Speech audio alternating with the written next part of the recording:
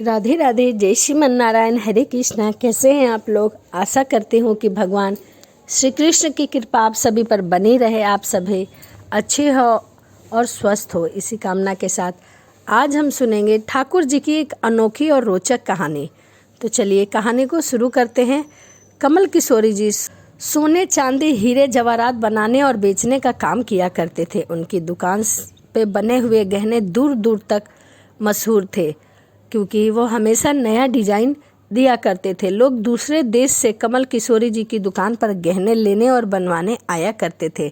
चाहे हाथों के कंगन हो, गले का हार हो, कानों के कुंडल हो, हीरे और सोने की बहुत सुंदर मीनाकारी किया करते थे। देखने वाले देखते ही रह जाते थे। इतना बड़ा कारोबार होने के बावजूद भी कमल किशोरी बहुत ही शांत और सरल स्वभाव के व्यक्ति थे। उनको इस माया का इतना रंग नहीं चढ़ा हुआ था कि एक दिन उसका कोई मित्र उनकी दुकान पर आया, जो कि उनका परम मित्र था। वह अपनी पत्नी सहित वृंदावन धाम से होकर वापस आया था, तो उसने सोचा कि चलो अपने मित्र को प्रसाद देता हुआ चलूँ, अपने मित्र कमल किशोर को भी मिलता हुआ चलो उसकी दुकान पर। जब वह पहुंचा तो कमल किशोर जी एक बहुत ही सुंदर हार की कारीगरी कर रहे थे। वह हार अपने आप में बहुत सुशोभित और बहुत ही सुंदर था। उस हार में सोने और हीरे जड़ित बहुत ही सुंदर हार बना कमल किशोर को देखने के लिए आया था। कमल किशोर उस हार को देख ही रहा था कि उसका मित्र उसकी दुकान पर पहुंचा। कमल किशोर का मित्र अपने हाथ में वृंदावन से एक बहुत ही सुंदर लड्डू गोपाल, जिसका स्वरूप अत्यंत मनमोहक था, साथ लेकर आए थे। जब उनका मित्र दुकान पर बैठा तो उसकी गोद में लड्डू गोपाल जी विराजमान थे। कमल किशोर लड्डू गोपाल जी के मनमोहक रूप सौंदर्य को देखकर अत्यंत आनंदित हुए और हर्ष से फूले ना समाये। उसने अपने हाथ में पकड़ा हुआ हार उस लड्डू गोपाल के गले में पहना दिया और अपने मित्र को कहने लगे कि देखो तो सही, इस हार की शोभा लड्डू गोपाल के गले में पड़ने से कितनी बढ़ गई है। उसका मित्र और कमल किशोर आपस में बातें करने लगे। बातें करते करते उसका मित्र लड्डू गोपाल को हार सहित लेकर चला गया। दोनों को ही पता न चला कि हार लड्डू गोपाल के गले में ही पड़ा रह गया है। कमल किशोर का मित्र अपनी पत्नी सहित एक टैक्सी में सवार हुआ और होकर अपने घर के लिए रवाना हो गया। जब वह टैक्सी से उतरे तो भूलवंश सभी सामान को उतार लिए और लड्डू गोपाल तो टैक्सी में ही रह गए। टैक्सी वाला एक बहुत ही गरीब आदमी था, जिसका नाम बाबू था, जो कि हर दूसरे शहर से यहाँ अपने परिवार का लालन पोषण करने आया करता था। टैक्सी चलाता और वह टैक्सी लेकर काफ़ी आगे निकल चुका था।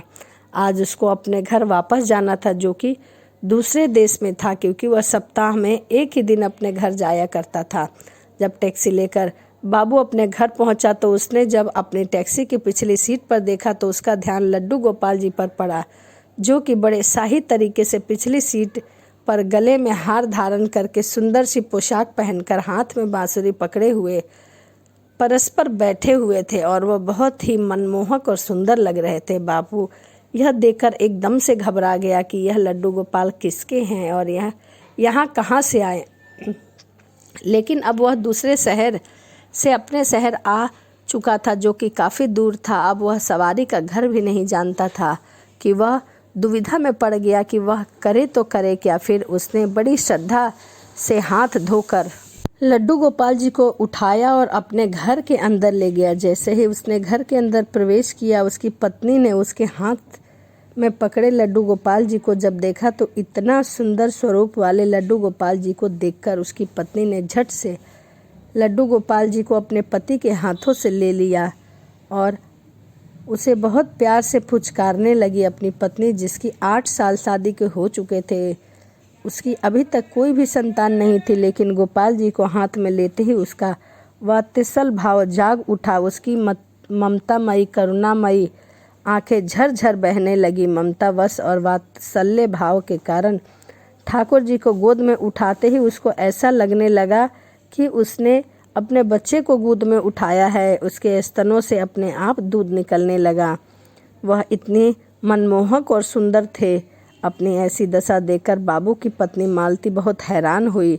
उसने कसकर गोपाल जी को अपने सीने से लगा लिया और जोर जोर से रोने लगी। आंखों से आंसू भांति बोलने लगी, अरे बाबू, तुम नहीं जानते कि आज तुमने मेरे लिए कितना अमूल्य रतन लेकर आए हो। बाबू कुछ समझ नहीं पा रहे थे कि मेरी पत्नी को अचानक ऐसा क्या हो गया है, लेकिन उसकी पत्नी तो जैसे बाबरी सी हो गई थी। वह गोपाल जी को जल्दी जल्दी अंदर ले गई, उनसे बातें करने लगी। अरे लाला, इतनी दूर से आए हो, तुम्हें भूख लगी होगी। और उसने जल्दी जल्दी मधु और घी से बनी चूरी बनाकर और दूध गर्म करके ठाकुर जी को भोग लगाया। उधर कमल किशोर ने जब अपनी दुकान पर हार को न देखा तो उसको याद आया कि हार तो ठाकुर जी के गले में था, जो कि उसका दोस्त ले गया। तो उसने अपने मित्र को संदेश भेजा, तो मित्र ने आगे से जवाब दिया कि अरे भाई, वह माखन चोर और चित्त चोर हार सहित खुद ही चोरी हो गए हैं, न जाने वह कहाँ होंगे। मैं तो खुद इतना परेशान हूँ। कमल किशोरी अब थोड़ा सा परेशान हो गए कि इतना तो कीमती हार न जाने कहाँ चला गया। मुझे तो लाखों करोड़ों का नुकसान हो गया, लेकिन फिर भी अपने सरल स्वभाव के कारण उसने अपने मित्र को कुछ नहीं कहा और उसने अपने मन में सोचा कि कोई बात नहीं, मेरा यह हार ठाकुर जी के ही अंग लगा है। अगर मेरी भावना सच्ची है तो ठाकुर जी उसको पहने रखे हैं। उधर बापू और उसकी पत्नी मालती दिन रात ठाकुर जी की सेवा किया करती थी और मालती और बापू को लड्डू गोपाल जी अपने बेटे जैसे लगने लगे थे। लड्डू गोपाल जी की कृपा से अब मालती का घर हरा भरा और सुंदर लग रहा था। मालती दिन रात लड्डू गोपाल जी से बातें करती, उन्हें नहलाती, अच्छे और साफ वस्त्र पहनाती, भोग लगाती, पूरा दिन इन्हीं में व्यस्त रहा करती थी। बेटी के जन्म लिया, इसी सब बातों का श्रेय सब लड्डू गोपाल जी को दिया जा रहा था, क्योंकि कई वर्ष बाद उसके घर में एक बेटी ने जन्म लिया था और जब लड्डू गोपाल जी उनके घर में प्रवेश किए, उसी के बाद बेटी ने जन्म लिया।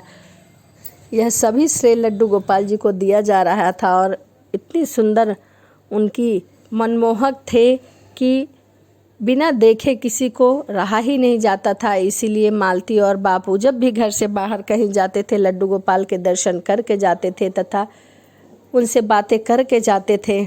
अब धीरे धीरे लड्डू गोपाल उनके प्राणों से प्रिय हो गए थे। वह उनके घर का सदस्य हो गए थे और कहने लगे कि अब हमारा बेटा और बेटी दोनों हो गए हैं, अब हमारा परिवार पूरा हो गया है। वह लड्डू गोपाल को अपना बेटा मानने लगे। मालती लड्डू गोपाल जी को इतना स्नेह करती थी कि रात को उठ कर देखने जाया करती थी। लड्डू गोपाल जी को कोई कष्ट तो नहीं है। ऐसा ही नहीं, एक दिन कमल किशोर व्यापार के सिलसिले में दूसरे शहर आना पड़ा जहाँ पर बाबू रहता था, लेकिन दुर्भाग्यवश जब वो उस शहर में पहुंचा तो अचानक इतनी बारिश शुरू हो गई कि कमल किशोर जी को जहां पहुंचना था वहां न पहुंच सके और तब तक वहां बाबू अपनी टैक्सी लेकर आ गया और उसने परेशान कमल किशोर से पूछा, बाबूजी आप यहाँ क्यों खड़े हैं?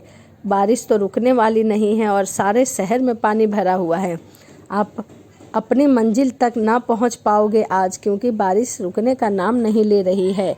मेरा घर यहीं पास में है, अगर आप चाहो तो मेरे घर आ सकते हो। कमल किशोर, जिसके पास सोने और हीरे के काफ़ी गहने थे, वह अनजान टैक्सी वाले के साथ जाने में थोड़ा सा घबरा रहा था, परंतु उसके पास और कोई भी दूसरा रास्ता नहीं था, क्योंकि पानी भरने के कारण सभी रोड बंद हो चुके थे। बाबू के घर उसके साथ टैक्सी में बैठकर कमल किशोरी जी चले गए। घर पहुंचते ही बाबू ने मालती को आवाज़ दी कि आज हमारे घर मेहमान आए हैं, उनके लिए खाना बनाओ। कमल किशोर ने देखा कि बापू का घर बहुत छोटा है परंतु बहुत सुंदर है, लेकिन व्यवस्थाएं ढंग से सजा हुआ है। घर में अजीब तरह के इत्र की खुशबू आ रही है जो कि उनके हृदय को आनंदित कर रही है।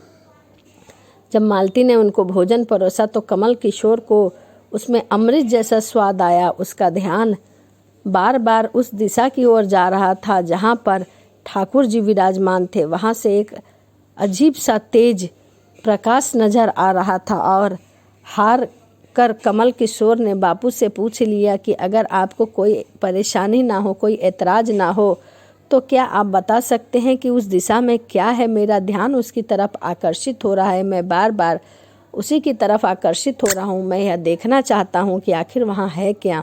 तो बापू और मालती ने एक दूसरे की तरफ मुस्कुराए और कहा कि वहाँ तो हमारे घर के सबसे अहम सदस्य लड्डू गोपाल जी विराजमान हैं।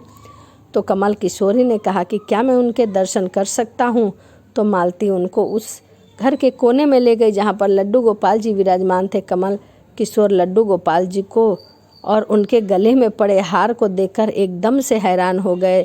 यह तो वही लड्डू गोपाल जी हैं और यह तो वही हार है जो मैंने अपने मित्र के लड्डू गोपाल के गले में डाला था। इसका मतलब कि यह मेरे मित्र के लड्डू गोपाल है और यह हार मेरा है। कमल किशोर ने बड़ी विनम्रता से पूछा कि यह गोपाल जी तुम कहाँ से लाए? बापू, जिसके मन में कोई छल कपट नहीं था, उसने कमल किशोर को सारी बात बता दी, कैसे उसको सौभाग्य से गोपाल जी मिले और उसके आने से हमारे घर का सारा दुर्भाग्य सौभाग्य में बदल गया। तो कमल किशोर ने कहा कि क्या तुम जानते हो कि जो यह हार ठाकुर जी के गले में पड़ा है उसकी कीमत क्या है? तो बापू और मालती ने बड़ी विनम्रता से हाथ जोड़कर कहा कि जो चीज़ हमारे लड्डू गोपाल जी के अंग लग गई है, हम उसका मूल्य नहीं जानना चाहते। हमारे लाला के सामने किसी भी चीज़ का कोई भी मूल्य नहीं है। तो कमल किशोर एकदम से चुप हो गए और उनके मन में सोचने लगे कि चलो अच्छा है, मेरा हाथ ठाकुर जी ने अभी तक अपने अंग में लगाया हुआ है। अगले दिन जब वह चलने के लिए तैयार हुए, बापू उनको टैक्सी में लेकर उनके मंजिल तक पहुंचाने गए। तब कमल किशोर टैक्सी से उतरे और जाने लगे। तभी बापू ने उनको आवाज़ दी कि जरा रुकिए, आपका कोई सामान टैक्सी में रह गया है। तभी कमल किशोर जी ने कहा कि नहीं, मैंने अपना सारा सामान लिया है, यह टैक्सी का सामान मेरा नहीं है। लेकिन बापू ने कहा कि यह बैग तो आपका ही है। यह कमल किशोर ने उसको खोलकर देखा तो उसमें बहुत सारे पैसे थे। कमल किशोर एकदम से हक्का बक्का रह गए। वह इतने पैसे जितने की उस हार की कीमत थी, ठाकुर जी ने उन्हें प्रदान कर दिए। उनकी आंखों से आंसू बह गए। जब तक मैंने निश्चल भाव से ठाकुर जी को वह हार धारण करवाया था, वह पहने हुए थे, जब उन्होंने पहन रखा था। जब मैंने पैसे का सुनाया तो उन्होंने मेरा अभिमान तोड़ने के लिए मुझे पैसे दे दिए।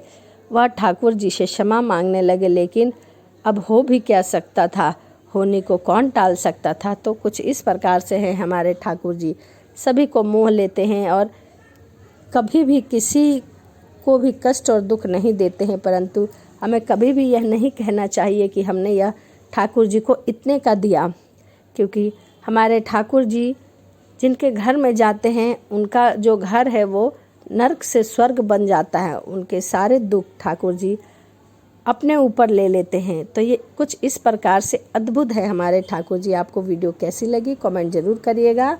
तो चलिए इसी के साथ वीडियो को समाप्त करते हैं और मिलते हैं अगली वीडियो में।